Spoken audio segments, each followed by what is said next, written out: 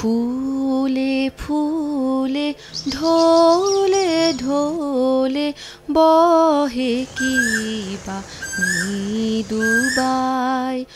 গ্রীষ্মের রূঢ়তা ছাপিয়ে প্রকৃতি জুড়ে চলছে সজল ঘনঘোর বর্ষার আবাহন। রোদ মেঘের লুকোচুরির খেলায় নগর জুড়ে কোথায় মন ভোলানো রাঙামাটির পথ? আছে কি এখানে নিঃসঙ্গ ঘুঘুর অলস ডাক? নেই হয়তো কিছুই। আবার থাকার পাল্লাটাও কি একেবারেই শূন্য?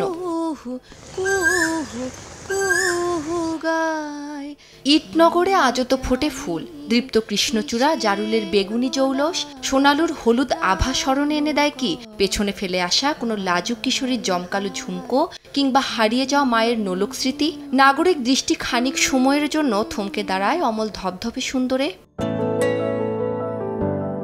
গতির শহরে অলস চোখে প্রকৃতির মায়া দেখার সুযোগ হয়তো বেশি নেই, কিন্তু পথ চলতে ক্লান্ত মন কিছুটা শান্তির পরশ কি পায় না ফুটে থাকা সৃষ্টি সুখের উল্লাসে?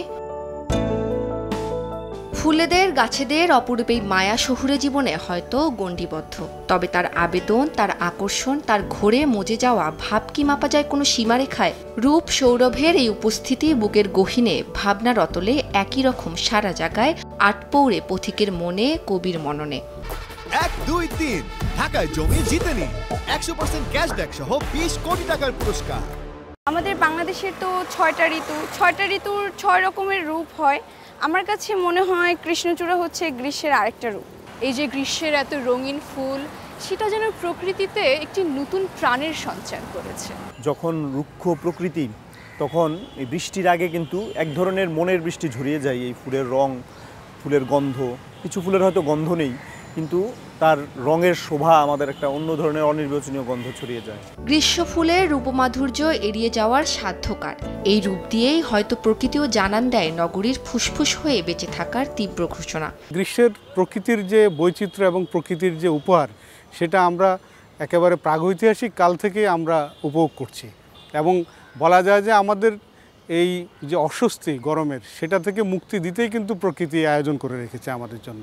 দরজায় এখন কড়া নাড়ছে জ্যৈষ্ঠ, অচিরেই ঝড় বৃষ্টির দামামা বাজিয়ে বিদায় নিবে গ্রীষ্ম। সতেজ প্রাণের জলসায় মুখর হবে চারপাশ, শত ভিড়েও মানুষ উদ্দীপনা পাবে মুক্ত আনন্দে বাঁচার। গ্রীষ্মের তীব্র রোদ এবং তাপদাহকে উপেক্ষা করে প্রকৃতির আয়োজন যেন হার মানায় সকল রুক্ষতাকে। যান্ত্রিক জীবনে প্রকৃতির এই শোভা যেন একচিলতে প্রশান্তি বয়ে নিয়ে আসছে প্রকৃতি প্রেমীদের চোখে। আর এজন্যই হয়তো কবি লিখেছেন, কৃষ্ণচূড়ায় রাঙা মঞ্জুরি কর্ণে আমি ভুবন ভুলাতে আসি বর্ণে ও গন্ধে। উম্মে হানি, সময় সংবাদ, ঢাকা।